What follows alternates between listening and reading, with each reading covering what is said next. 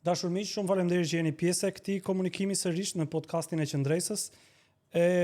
Gjithmonë me ekipin tonë sa herë që le të themi përgatitemi për të ftuarin e radhës, gjithmonë kemi menduar që një podcast ka kuptim që të bashkëbisedosh edhe të sjellësh njerëz të cilët arrin të mendojnë, të veprojnë edhe le të themi e çmojnë lirinë. Edhe sigurisht që duke përmbushur gjitha këto kushtet, un kam kënaqësinë që sot kem Dibran Hoxhën. Dibran, faleminderit që je pjesë e këtij komunikimi. Faleminderit që më keni konsideruar dhe më keni ftuar më janë. Dibrani në fakt është një mik i vjetër i Qendresës edhe i imi gjithashtu, tashmë i vjetër sepse u bën disa vite, edhe pse pa një bashkëpunim le të themi formal, ne gjithmonë kemi pasur mundësinë që për shkak të asaj miqësie që është formuar nën le të themi dëshirën për një arsim cilësor këndej dhe andej kufirit. Dibrani është një aktivist, pjesë e le të themi e shoqërisë civile në Kosovë, por tashmë edhe me një le të themi angazhim më të shtuar si drejtues i Orkës, organizatës për rritje cilësi në arsim, e thash me qendër në Prishtinë. Edhe një herë, Dibran, shumë faleminderit për këtë komunikim. Faleminderit edhe juve më janë që më keni ftuar, edhe punina pak i marrshëm nga ky lloj prezantimi, po e di që gjitha përpjekjet tona kanë qenë të sinqerta dhe ky lloj bashkëpunimi që është ngjizë për gjatë viteve mes organizatave tona dhe neve si përfaqësues të këtyre organizatave ka qenë në shërbim të asaj që e the ti, të një arsimi më cilësor në të dyja vende, si i vetmi mjet që mundet me mëtu një lloj progresi, si më thonë, me synu një lloj progresi shoqëror në përgjithësi. Kjo metet edhe kauza jone përbashkët. Është e vërtetë dhe sigurisht që pyetja ime e parë sa herë ne takojmë dikë që është jashtë Shqipërisë, le të themi, është kjo si shkojnë punët me Kosovën. Po, mi janë varet në çfarë dimensioni është e shtruar me pyetja. E kam një lloj supozimi, mundet me qenë i gabum, që sa herë që flasim qysh janë punët në Kosovë ose Shqipëni, gjëja e parë që na vjen ndërmend është si janë punët në nivelin, si më thon, politik të përfaqësimit ose nivelin politik të zhvillimeve politike. Edhe nuk e dija është kjo për të çmu për të dyja vendet tona, apo është një lloj teme që në një formë ose tjetër na e përfit këtë energjinë ditore, javore, ndoshta edhe vjetore të angazhimeve tona, e punët në Kosovë janë aktualisht në këtë Shiko, kur ma bëre hyrje kaq të gjatë, diçka nuk po shkon mirë. Sa kemi, po, jemi edhe nuk jemi, me edhe pa qeveri, më thonë një pjesë e kastës tonë politike konsiderojnë që kemi qeveri, ndonë se zgjedhjet janë kryer sipas afateve kushtetuese, një palë tjetër që është ish opozita deri para ca kohe që metet edhe opozite tashme, do të thonë është shumë e komplikuar, edhe po zvarritet gjithçka sa i përket formimit të institucioneve. Kemi një lloj ping-pongu që institucionet ekzekutivi e bën me gjyqësorin, specifikisht gjykatën kushtetuese, për me provu legitimitetin e vetë institucioneve, tu nis prej kuvendit e mandej deri te qeveria. Jemi në një vorbull gati një vjeçare të këtyre zhvillimeve që e thash në fillim, ndoshta për fatin e keq tonin, këto zhvillime mbulojnë gjithçka tjetër që ndodh në sfera të ndryshme të jetës tonë, përfshi edhe arsimin. Absolutisht që është e vërtetë. Megjithatë, tek më bëre këtë hyrje të gjatë për një kohë jo të mirë që duket të jetë me Kosovën, ndërkohë unë do doja që të pyesja po punët në Shqipëri si po duken. Tash nga një perspektivë tjetër, nuk e di, Miguel, është tash po duan me shfaq, si më thonë, një dilemë që të vjen natyrshëm, kur shet disa prej shpërfaqeve të niveleve të qeverisjes në Shqipëni, për shembull, tash edhe për hir të dëgjuesve që mos me i pru bisedat tona paraprake, veç me observu në mënyrë të papritun. Ishim të e buni shaka qysh thash po ky skandali për atë ministrin edhe ju më thatë jo edhe ky ministri tjetër për të dytë që i përmenda unë kanë skandale, pra skandali për ministrat në Shqipni metet konstantja, veç variojnë ministrat. Edhe le ta themi një parametër, skandalet ministrore, qeveritare, korrupsioni në nivele të larta. Gjithçka që sillet rreth e rrotull, krye bashkiaku i Tiranës praktikisht në burg ose para burgim sido që e cilësojnë. Zëvendës kryeministri është në çështje. Kryeministri? Hetimi. Po, okay, nën hetime. Çka ka tjetër? Ishim na tu e diskutu verës, tash po e nxjerr edhe një indikator tjetër si lloj parametri. Nivelin e pabarazisë që është aktualisht në Shqipni, isha do i bo do lloj hulumtimesh për qef kështu, për me pa edhe sipas Eurostatit ose Bankës Botërore kishin nxjerrë një statistikë sa përqind e shqiptarëve të Shqipnisë mund me kalu 1 ditë, 2 ditë të vetme për pushime jashtë shtëpisë së tyre. Edhe ishte një përqindje shumë e lartë, që mos më ja huq tash me shifër, si me thonë mbi 50% e shqiptarëve nuk mund me kalu as një ditë të vetme jashtë shtëpisë për pushime. Do më thonë, e kjo bën ma tragjike faktin që ju keni Bregdet pe fillimit dhe në fund të teritorit të juj, edhe për të gjitha arsye tjera që përmendën që Shqipëria po zhvillohet dhe për paran. Tash, isha të e bën një krahasim me Gjermanin, sepse në këtë lloj kalkulimi ish e futum edhe sa përqind të prodhimit të brendshëm bruto e siguron Shqipnia prej turizmit. Dhe ish nëse nuk gaboj një 20 e diçka përqind, që tash 27% nëse nuk gaboj. Edhe thash paramendoni në një vend ku 27% të asaj popullsie në një formë ose tjetër ushqehet përmes turizmit dhe prodhimit të brendshëm bruto, në relacion tjetër 50% e po të njëjtës popullsi nuk mund me shfrytzu një ditë të vetë me pushime. Thash paramendoni ekonomia e Gjermanisë e ka një përqindje për 23-4% të prodhimit të brendshëm bruto përmes industrisë, edhe thash një Gjerman mos me mujt me përballu me ble një makinë të vetme. Edhe kur industria e vendit të të asaj popullsie sigurohet përmes prodhimit të brendshëm bruto. Tash, një parametër ndoshta u zgjata shumë, ishte ky i zhvillimit të pretendum ekonomik të Shqipnisë. Një parametër tjetër negativ është edhe i faktum për aferat e ministrave dhe të gjithë parametrat tjerë që tregojnë nivelin e lartë të pabarazisë që ekziston në Shqipni në mes të qytetarëve të saj.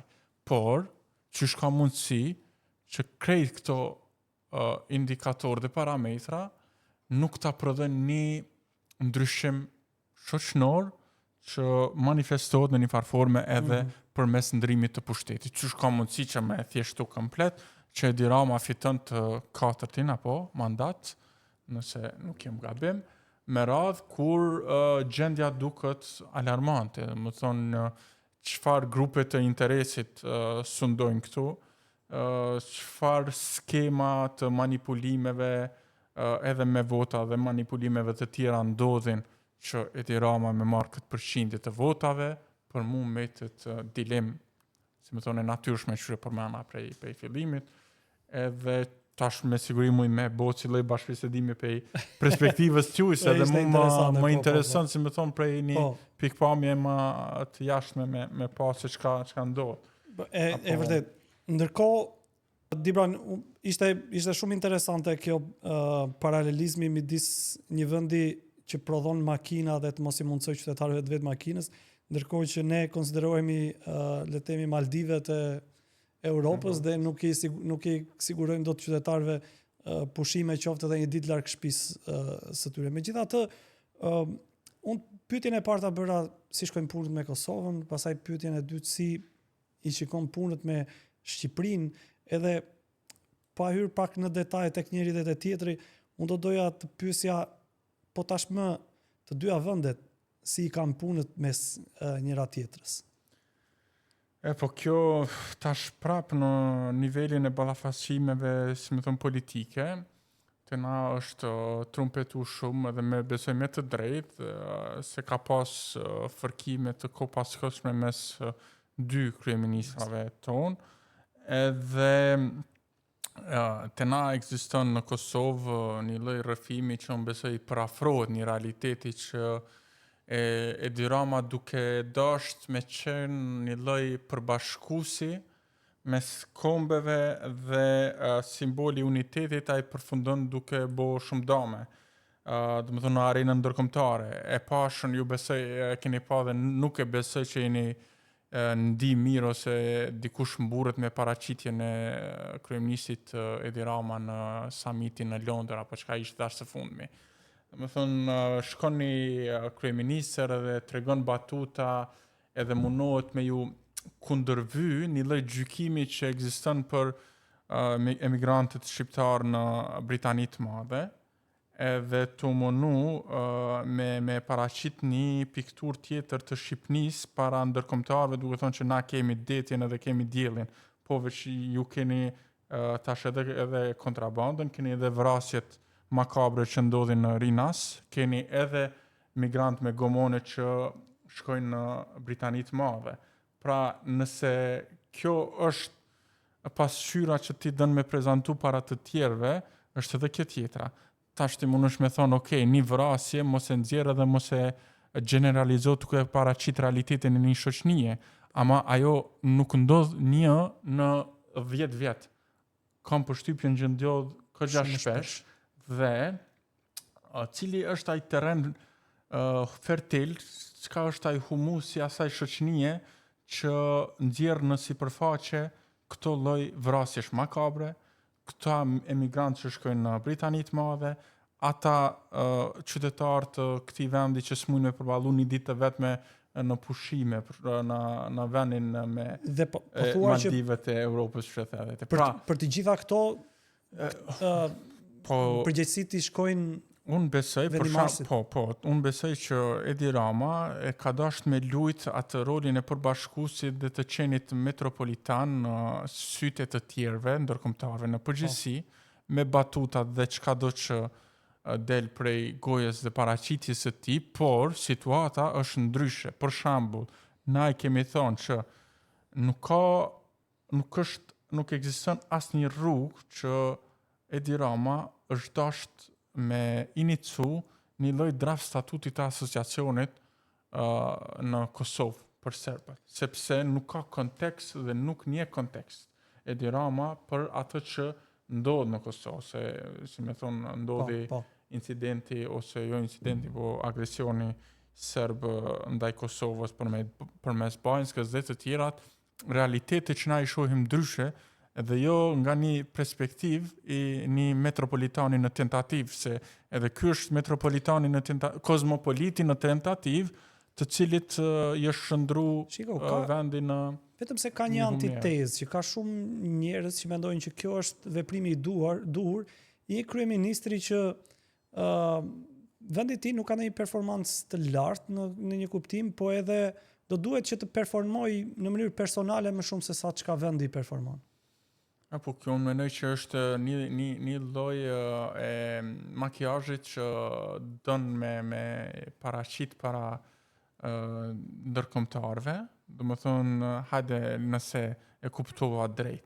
Le ta themi që Edi Rama don me paraqit një lloj figure të një njeriu të arrirë, të qytetëruar me kozmopolit, si ta themi, por ai po e ngre pas vete të gjithë shoqëninë në këtë lloj emancipimi që mundohet me paraqit përmes figurës së tij. Pra unë jam kryeministri i arrirë dhe i emancipuar, unë do të tërheqë zvarr të gjithë shoqëninë, po nuk e di a është realiteti i vetë kryeministrit. Ky është, si më thonë, tabloja e vetë kryeministrit kjo çka ai paraqet. Unë besoj që ai vetë është i korruptum edhe vetë ka përgjegjësi mbi të gjitha fatkeqësitë që i ndodhin këtij vendi. Në shumë raste ne i gjejmë veten duke kërkuar disa institucione që të jenë në lartësinë e institucioneve që janë në Kosovë. Siç mund të jenë, le të themi, demokratizimi i partive politike, që mbas ju mund të ankoheni, po e parë nga Shqipëria duket shumë më demokratike se sa partitë politike janë në vendin tonë, ose fjala vjen në rezultatet e Komisionit Qendror të Zgjedhjeve dhe menaxhimi i zgjedhjeve duket shumë më me standarde në po ndërkohë që shqiptarët kanë marrin nga disa institucione. Për ty ka ndonjë institucion shqiptar që do doje të ishte i tillë në Kosovë? Institucion në Shqipëni. Po. Që nuk më bjen asnjë ndërmend, unë e di që ju e përmendni shpesh. Nuk të bjen ndërmend se nuk e menduar ndonjëherë apo Jo, e shoh për shembull se unë kam shumë shok, si më thonë, në rrjetet sociale, shok dhe shoqe të Shqipënisë që në momentin që ndodhin disa prej proceseve si i fundit që ishte me zgjedhjet lokale në Kosovë, kur ndodhin, ata gjithmonë e bëjnë krahasimin, besoj me të drejtë, qysh në Kosovë rezultatet përpunohen mbrana 24 ore, le ta themi, ose më shumë më pak orë, sidomos e zgjedhjet lokale, edhe janë disa për institucioneve janë shumë efikase, të na që mos me atribu nështë komplet vetës, ekziston një përshtypje që disa për institucioneve kanë performu mirë dhe në naltësinë e tyne ose përmbushjen e detyrave të tyne për shkak që edhe një lloj ndikimi për ndërkombëtarëve ka qenë deri vonë në Kosovë, po gjithsesi si ka mundsi nuk i ke zili asnjë gjë Shqipërisë. Nuk e di, veç njerëzve në përgjithësi edhe detit nështë.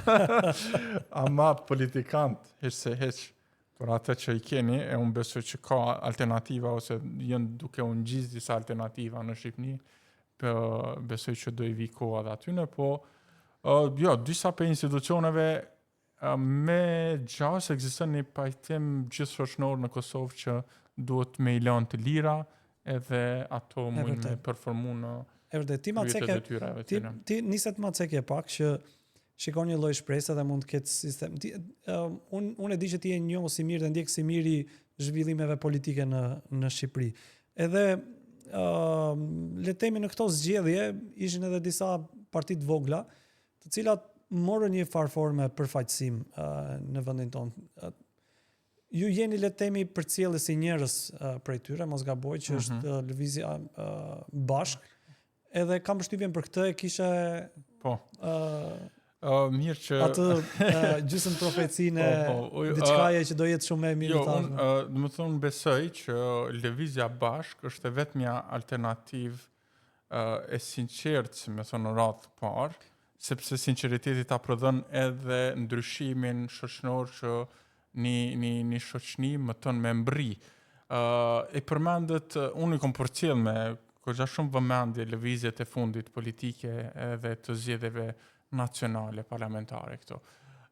Për me pas se çka ndodhi me alternativat e reja, sepse alternativë e re a është veç një formacion politik që e ndryshon emrin dhe figurat, apo alternativë e re është dikush që ofron një qasje dhe mendësi tjetër.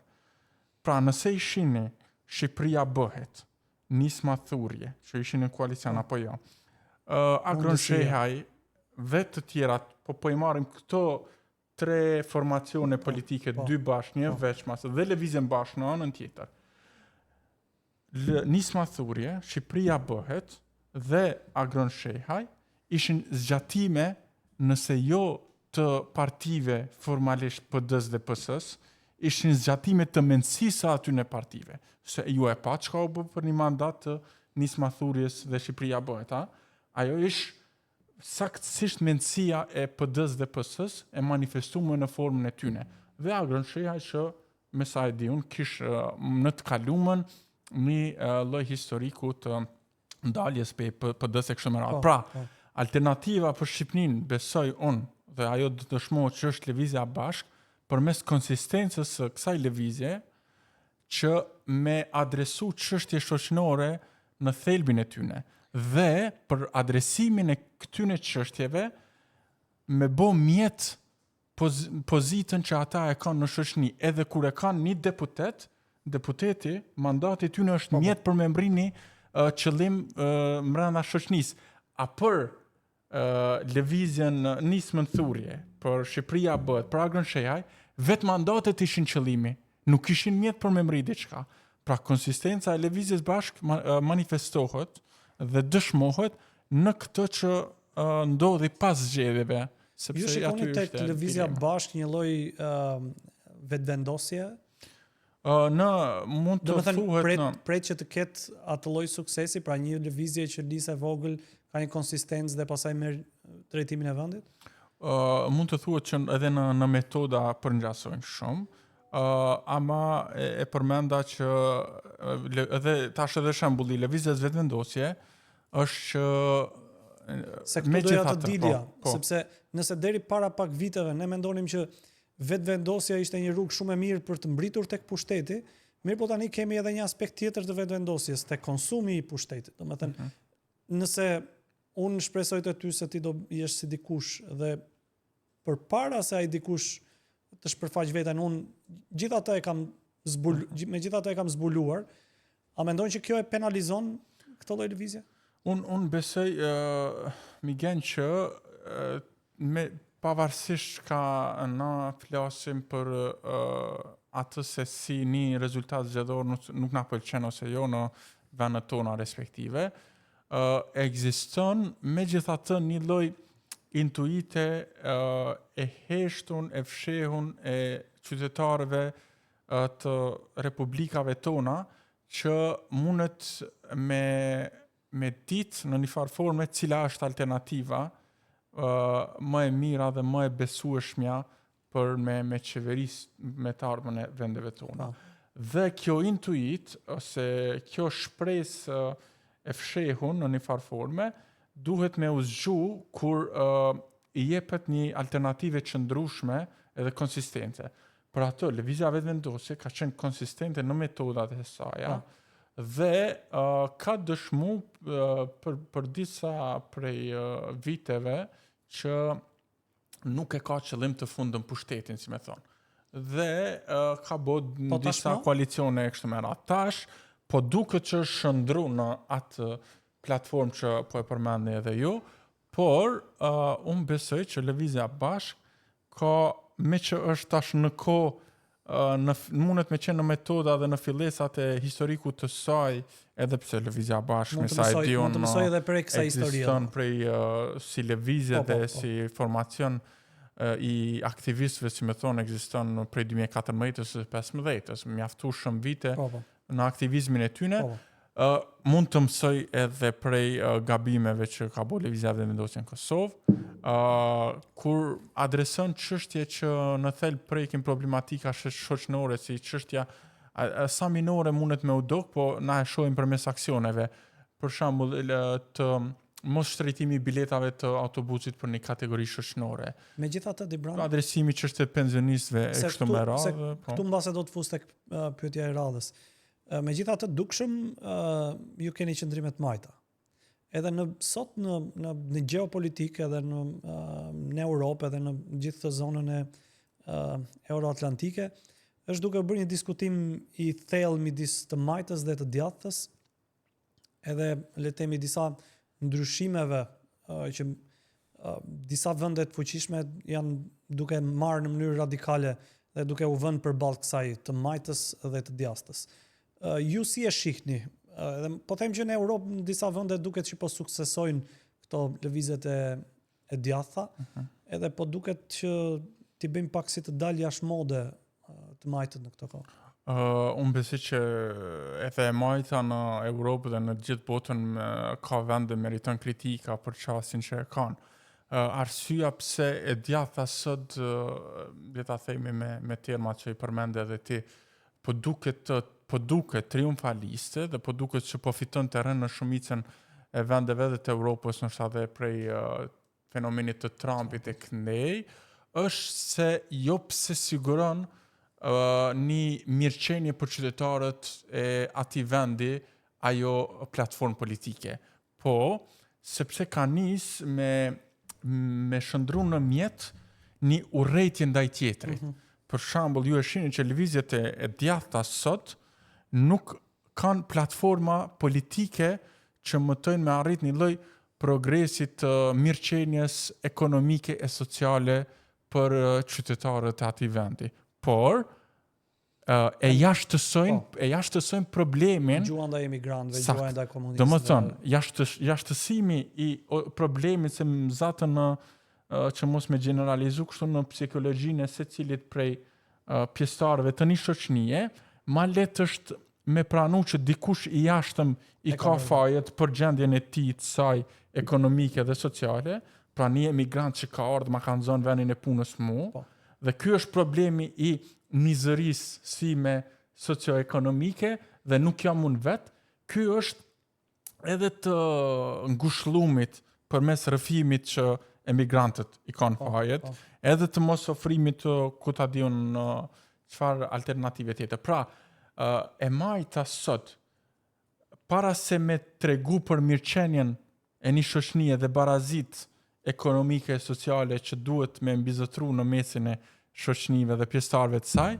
duhet me luftu me diçka që është mbjell e është ushqy gjatë si rrëfim që dikush i jashtëm i ka faje. Dhe më thonë, ti duhesh me luftu një rrëfim mas pari, mandej me tregu për alternativën tonë qeverisë, edhe kjo ka funksionu shumë letë, e thamë na, prej fenomenit Trump, që sot jemi në periudhë të asaj që edhe quhet si post-truth dhe post e vërteta, sot është edhe disa rrëfime që mbizotrojnë ndonjëra tjetrës dhe nuk lypet nuk lipse, si me thonë, me shpase sa ato përkojnë me një realitet ose jo, po sa ato janë të besueshme dhe sa më ngushëllojnë mu si pjesëtari asaj shoqënie. Kështu që e kjo ndoshta që me tërheq një vegës me nivelin arsimor në përgjithësi në vendet tona dhe në botë globalisht, mundet me pas një ndërlidhje të pashmangshme. Mbase hym tek pjesa që ne zotërojmë më mirë, çështjet e arsimit. Edhe duke shoqëruar pak të le të themi si shikon dy sistemet arsimore të Shqipërisë dhe Kosovës në performancë kur mbase me një lloj krahasimi midis tyre. Tash edhe prej bashkëpunimit që kemi pas në si organizata, po e nisë kështu me Kosovën, me që nina më rahat edhe më kompetent, si me thonë, para se me vendos disa lloj kritikash, cilat me i thonë, cilat jo, për herë të parë në bashkëbisedimet edhe tona edhe ndaj publikut që i bëjmë, unë du me i vendos disa lavdata për shkak të një pjesë të madhe të institucioneve publike të arsimit në Kosovë, të cilat kanë arrit një lloj progresi për shkak të një bashkëpunimi goxha korrekt mes aktorëve të ndryshëm në shoqëni dhe vetë institucioneve përaq sa ato e kanë kuptuar që organizatat e shoqënisë civile, aktivistët në përgjithësi nuk kanë qëllime të këqija ndaj vetë atyre institucioneve. Politika ndoshta në emrime të ministrave jo me aq shumë zell edhe ministra të qëllum në ato vende, domethënë si ministra të arsimit, po me një lloj konsenzusi deri dikun shoqëror që arsimi duhet mbetet prioritet, por tash e vendosim në dark mode pjesën e ligjërimit, edhe çështja kryesore metet joqasja në arsim, se në Kosovë na kemi pas problem në të qasunit, të pasur qasje në arsim, po mbetet tashmë problem goxha evident qasja në arsim cilësor.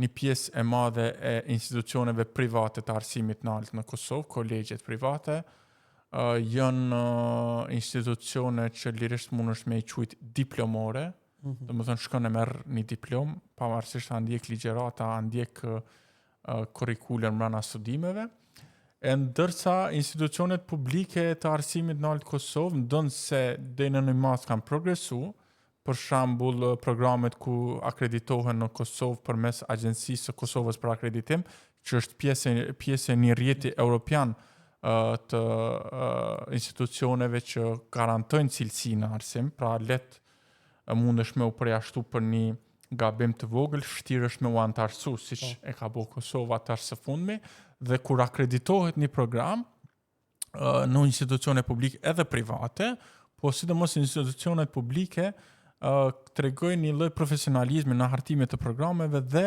një lloj korreksie në mbarvajtje të atyne programeve, ndërsa tek institucionet private nuk është aq e shprehur në kjo formë. Por mbetet shumë sfidë e madhe për t'u adresuar edhe qasja në arsim cilësor, edhe qasja në një lloj arsimimi që korrespondon me nevojat e tashme dhe të së ardhmes. Domethënë inteligjenca artificiale është njëri prej faktorëve që tash është futur dhe bëhet i pashmangshëm në krejt studimet tona.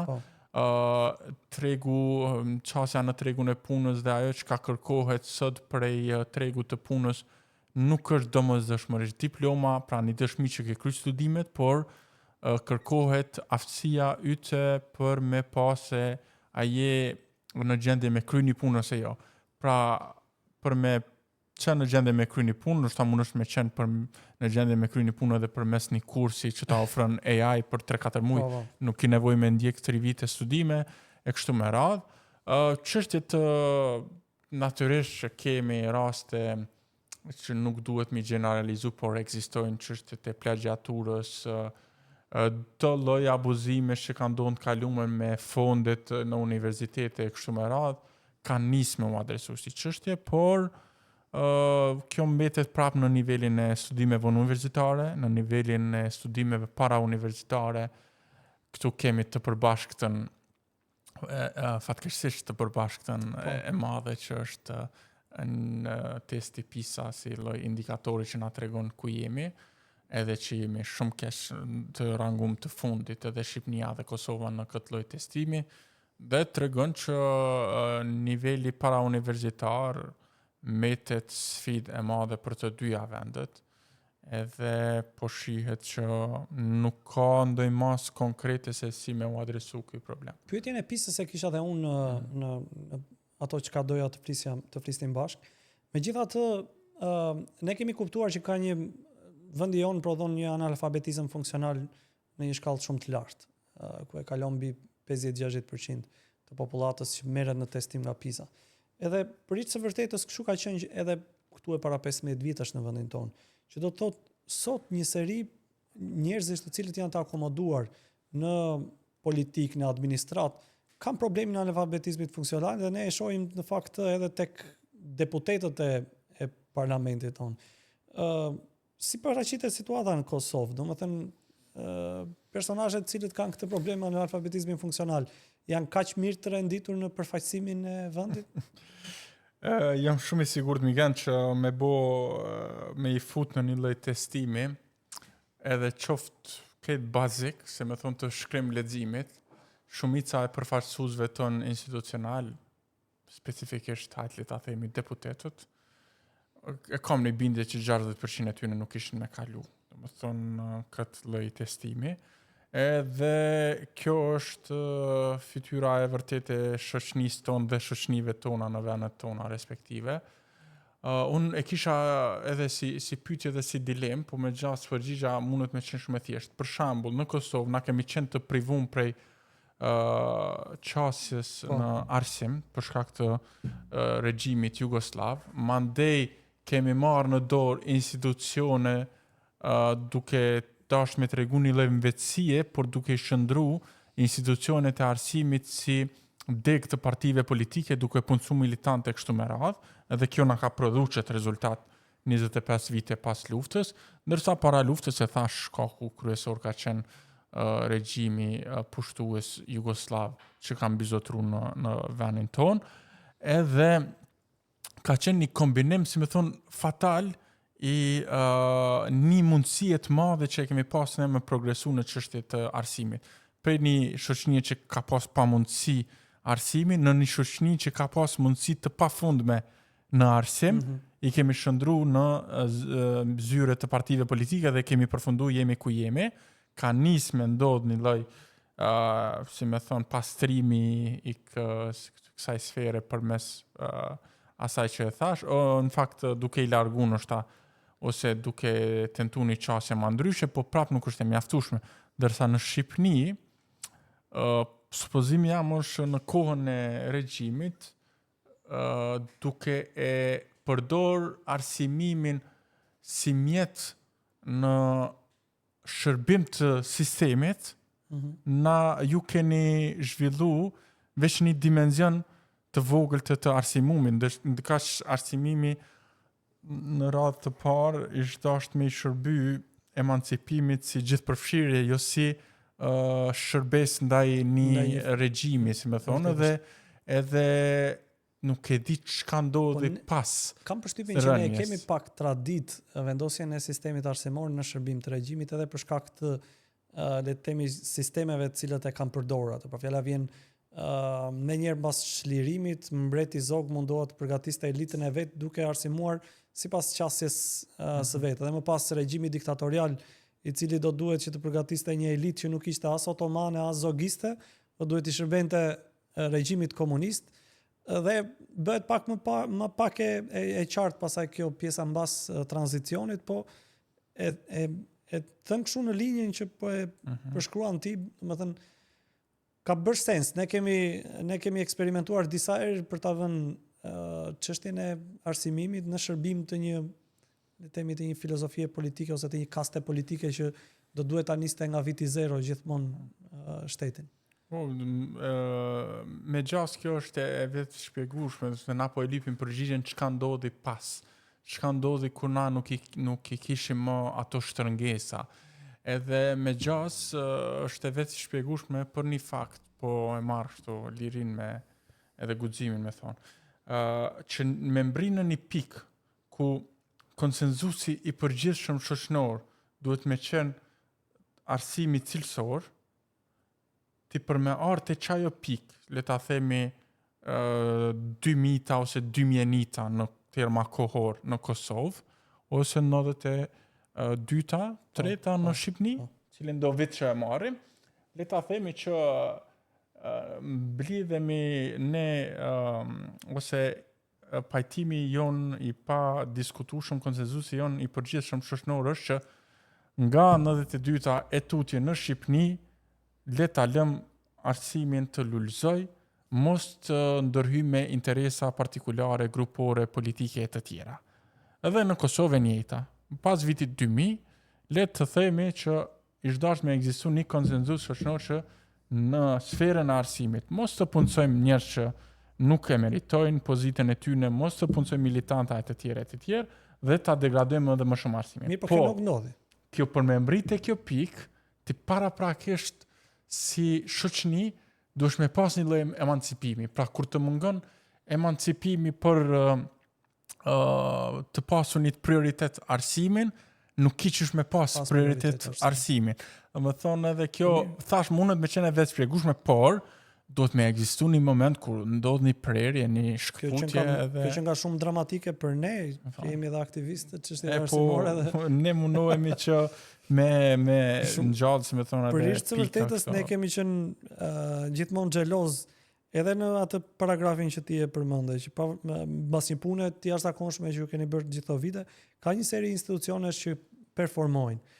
Kurse ne kemi vënë re një të kundërt, për shembull, në aspektin e integritetit në për universitetet publike dhe këto plagjaturën që ne kemi pasur gjithmonë dëshirë dhe mundësi për ta goditur edhe për ta hulumtuar, ne kemi vënë re një fenomen të kundërt që sa më shumë ne kemi ngacmuar këtë si çështje, aq më shumë ky fenomen përforcohet brenda universitetit. Edhe ndonjëherë ka një kështu edhe një zhvillim logjik që nëse universiteti ka pasur 5-6 të mirë brenda, me njerëz sapo kemi filluar të godasim mbi plagjaturën dhe elementet të tilla, si thua, grupi i cili kontrollon universitetin dhe do duhet që ta mbajë, ka përjashtuar dhe atë pjesë të mirë që mund të ishte një rrezik për një zhvillim pozitiv brenda universitetit, dhe që përfundon me një le të themi me një trishtim të madh që ndërkohë që ti përpiqesh të luftosh për shkak të reaksionit që merr nga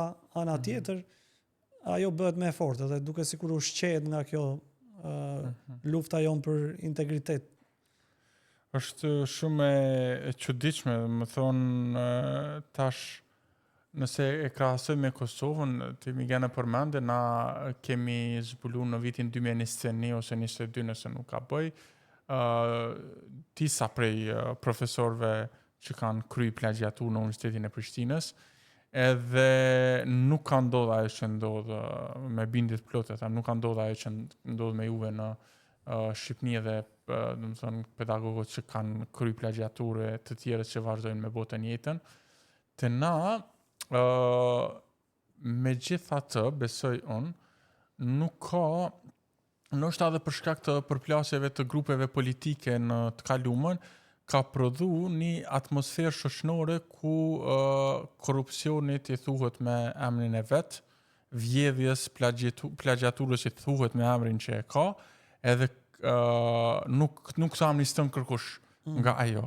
Se në Kosovë, megjithatë, sidomos historia vet universitetit edhe përpjekjeve për të pas arsim cilësor, na shpesh që me pru një shembull kështu krejt privat, ndoshta i bëhet edhe më atraktive edhe për ata që na shohin e na ngojnë. E përmendim shpesh në zyrë në organizatën tonë që merret me arsim, qysh për shembull, kur unë kom diplomu, ndonë se unë, për mu nuk ka qenë në arritje e madhe, ku me diçka, madje që mos me u bo shumë modest, kështu po gati në kufit të përçmimit im konë edhe vetë ndaj diplomës sam. Po nuk kem pas ndaj vedije dhe memorie kështu kolektive shumë historike për me pa që ajo diplome jamja në 2018 u konë e pa mundshme me u siguru për një 22 vjeçarit në vitet 70-ta, 60-ta, 80-ta, cilin do vit në Kosovë. Edhe tash hala jam që nuk ka pas asnjë lloj formësimi, si më thonë, arsimor, edhe se nuk ka pas mundësin, s'ka pas qasin në arsim. Në vitin 2020 ose 19, ajo i ka pas atër në atë kohë tash e ndjerë rreth 80 vjetë, ka qenë rreth 80 vjeçe, kur unë nuk ja kam tregu, familjarët e mi ja kanë tregu copën e letrës, që thirrët diplomën, edhe ajo e ka marrë e ka përqafu diplomën. Dhe më thënë, kjo është vedia e një populli për arsim, dhe memoria kolektive e një populli për pabarazit që i ka pas për qasin arsim. Pra, kur e merr parasysh qët historik, ti vedisohesh edhe sheh që megjithatë reagimi publik ndaj hajnis, plagjaturës, vjedhjeve në arsim, në universitete bëhet kogja i patolerueshëm. Pra në momentin që na kemi dalë dhe kemi denoncu plagjatorët, e gjithë shoqënia ka qenë kundër plagjatorëve. Dhe tash prej brenda dhe vetë pedagogët na tregojnë që kanë qenë në terror i gjithë stafi që potencialisht ka mujt me kry plagjatura, disa prej tyne kanë ardhë në mënyrë për ullëse, si me thonë, edhe na janë qas neve si organizat, na kanë thonë, ky është gabimi jam që e kam bon në punimin tim, unë vetë po e adresoj të ju, ju lutem mos më bëni public shaming, mos më turproni publikisht, se unë po e pranoj që e kam bo gabimin, ama e kam bo me jo shumë vedije. Nuk e kam ditë që në këtë masë ose në atë masë mundet me u leju citimi, mos citimi qa do që përfri. Dhe më thënë mundet, me që dhe të të na egziston një lloj pajtimi që vjedhja, hajnia në përgjithësi është ndalume e në akademi edhe më shumë.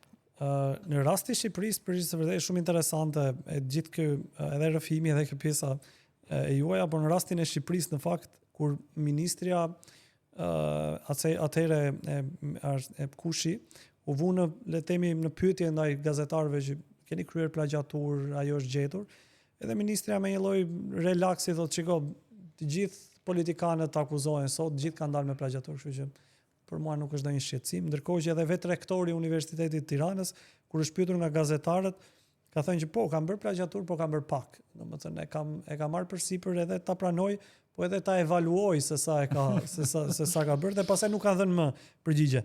Megjithatë unë Dibran do doja që pa humbur kohë kaloja në një rubrikë ku ne i vëmë përpara disa fotografive miq tan në podcast, edhe ata gjejnë le të themi ose impresionin e parë ose mesazhin e tyre që mendojnë mbas fotografisë që përcjellim. Okej. Dy liderët e vendeve tona respektive, secili prej tyne me një ego kogja të sforcuar. Ego, edhe që është përfaqet në përballjen mes. Është një histori që ka të mirë dhe të keq, një vlla të mirë dhe një vlla të keq apo nuk e di, tash besoj në krejt përshtypjet tona edhe generale që i kemi ndaj kryeministit Rama, unë e thash edhe në fillim, shumica veprimeve të tij në relacion me Kosovën kanë qenë kundër interesave të Kosovës, pavarësisht që Edi Rama është mundu me i paraqit si qëllim mira. Këtë kryeministrin ton ma lodhe fare. Po, këtë e kam Tuajnë e komentove shumë pak. Albin Kurti ka mbri një pushtet të jashtëzakonshëm jo vetëm formal në kuptimin e udhëheqjes së qeverisë, edhe në ngjizjen e një lloj mendësie shoqërore që duhet me luftu kundër korrupsionit, duhet me luftu kundër padrejtësive shoqërore, por me ardhjen në pushtet nuk vrehet e njëjta mendësi që është si lloj vazhdimësie e asaj që ka thon Albin Kurti, edhe e ka paraqit si ide të tij politike, ka ministra me akt akuza për korrupsion, pavarësisht që prap një lloj amnistimi mundohet me u bë që qëllimi nuk ka qenë për me vjedh, po sidoqoftë kur e ndëshkon hajnin dhe korrupsionin duhesh me ndëshku në të gjitha etapat e tij, jo sa është i afërt me ty ose larg teje. E qartë. Protesta studentore të 97-s, prap Albin Kurti në skenë. Impresioni i parë i protestave, besoj publiku e shema ne edhe fatën, që ky personi pothuajse në mes të fotografisë është Bujar Dugolli. Bujar Dugolli është njëri prej udhëheqësave të protestave studentore të 97-s në Kosovë. Ky ka qenë kulmi i kërkesave tona si shoqëni, jo vetëm për qasjen e arsim në hapësira universitare, po besoj që si në gjithë botën dhe edhe na e kemi pas fatin që studentët me qenë prirës një lloj revolte shoqërore edhe shtypjes ka ndodhur në Kosovë për gjatë atyre viteve të regjimit fashist jugoslav, edhe kjo foto e shpjegon më së miri atë që e folëm më herët. Pra, vetdia e mungume e një populli për arsim cilësor dhe arsim në përgjithësi, ta prodhon revoltën ndaj pushtetit jugoslav, por nuk e merr seriozisht arsimin si çështje primare shoqërore, sepse Bujar Dugolli që ishte udhëheqësi i protestave studentore të 97-s në Kosovë, sot është edhe plagjator në të njëjtën kohë. Domethënë ai që protestonte për qasjen e arsim dhe kundër shtypjes, sot e promovon një lloj të shtypjes, që është shtypja ndaj arsimit cilësor në Kosovë. Interesante. Është mbase mund të impresioni i parë që kam për këtë foto. Nuk e di, a është e kuqa që lidhet me Shqipërinë e kaltër në Kosovën? Jo, mbase mund ta marrësh edhe majtas djathtas, nuk e di. Okay. Po është një kombinim i bukur kam. A do të thonë profileve kështu ideologjike? Nuk e di, a monopolizohen ngjyrat sipas po të dyja kampet tentojnë ta lash kështu. Më thonë nëse monopolizohen ngjyrat sipas pikpamjeve ideologjike, majta ka të kushën e djatha të kaltër. Është drejt kjo? Po Nuk është se nuk e simbolizon as e kaltërta lirin, as e kuqja përpjekjen dhe gjakun. Po, besoj që duhemi me qenë shumë dimensionale edhe në përvetësim të ngjyrave kur Mirë s'po të ngacmojmë me aty. Megjithatë, do të thënë piktura e famshme. shkolla e filozofëve. Shkolla e filozofëve. Pra ti ke, unë unë e përzjolla këtë sepse unë kam përfundu filozofi me të drejtë ose jo na prap e përçojmë një lloj megalomanie në projekcionet tona mbi shoqëninë dhe politikën në përgjithësi që duhet secila me pas një lloj gjeneze prej filozofisë edhe kemi, se di, Miken është shumë problematike me fol për një terreni që ti beson që çfarë lloj diskutimi, sepse shkolla e Athinës edhe sheshi Agorës si përplasje e ideve dhe mendimeve kanë prodhu një lloj emancipimi shoqëror, kanë prodhu demokracinë si sistemin më të avancuar qeverisës që e njohim ne sot, është ajo rrugë që na i dashur me ndjek, domethënë përmes diskutimeve filozofisë, po na po e shohim që dita e ditës kemi mbritje një nga të diskutumit me orë të tona për fenomene jo vetëm shoqërore, qoftë edhe për fenomene ku ta diun që ndodhin në hapësirë jashtë neve, kemi përfundu në shkputje 5-6-10 sekondëshe të materialeve që na servohen, sikur që ajo është tërësia që e prodhon një mendësi shoqërore. Domethënë nga të se krejt ndoshta për me për reelsat e reelsat e TikTokut, Instagramit dhe të tjera. Nëse edhe krejt këndvështrimi jam është nostalgjik ose megaloman që thashë na duhemi me u fokusu te filozofia, letërsia, leximet e shumta, edhe tash në kohën e sotshme ajo është reduktuar në çështje sekondëshe të përthithjes së një materiali, nëse preokupimi jon i fundëm është çysh me mbri te një mendim, opinion, sepse filozofia është opinion për diçka, apo jo, për një fenomen të caktuar, çfarë do qoftë ai.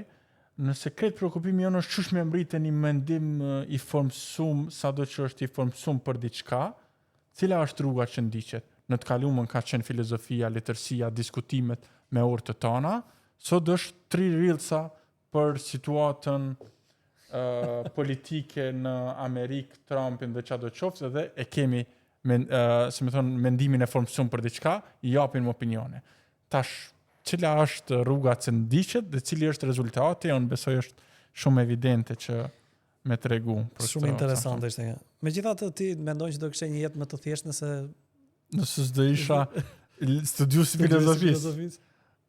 Nuk e besoj se sa më shumë kjo shndrohet edhe në një lloj doktrine apo filozofia të ka bërë të kuptosh që e ke shumë të thjeshtë.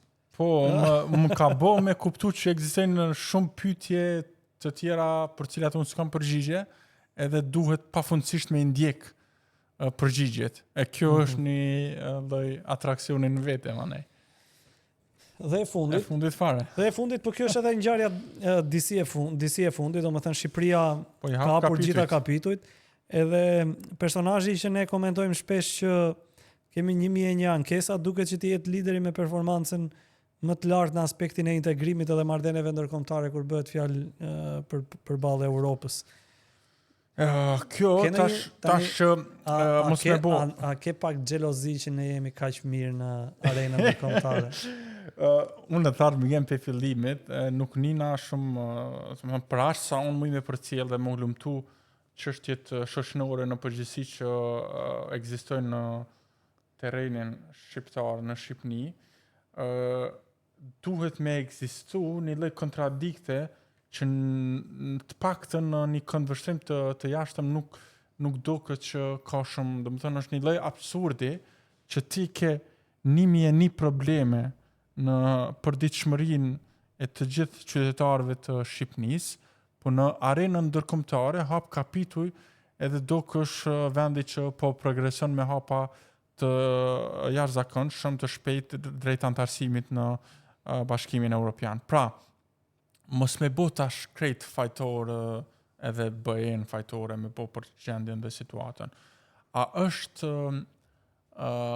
progresi dhe antarësimi në BE sot një lloj traseje ose një lloj rrugë që ti duhesh me ndjek për me i plotësu disa tiks në antarësimin, mi përmbush disa kapituj për aq sa BE-ja është mjaftohet me to, apo është mirëqenia e qytetarëve të një vende. Pra sot është Rumania, Moldavia dhe të gjitha vendet që janë dhe orbitojnë rreth BE-s, të cilat nuk do këtë që kanë demokraci të avancume, nuk do këtë që qytetarët e saj kanë standarde të larta të jetesës, por afrohen rreth BE-s. Më thonë, cili është shpjegimi këto, edhe BE a e ka këtë qasje që dënë me paraqit një piktur, një tablo të një lloj progresi të asaj që e përmende me u po nga jashtë si Maldivet e Evropës. Nuk e frikse mbase ne nuk e shohim. Disa rokaqej. E ke menduar ndonjëherë që po nëse ne nuk e shohim, atëherë duhet me kërku falje, po besoj në një kohë tjetër.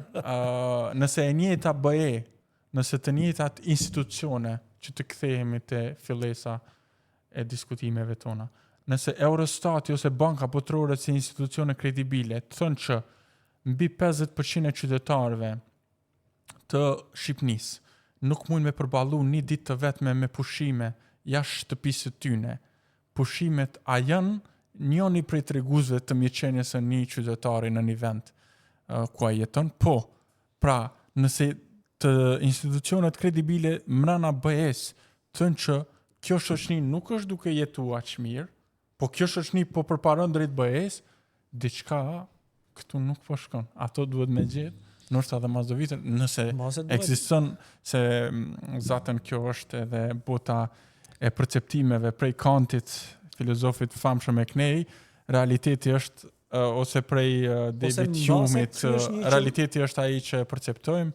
Nëse na i vendosim do syze me ngjyrë të kaltërt ose të kuqe, këtë realitetin e shohim kuq ose kaltër, apo jo?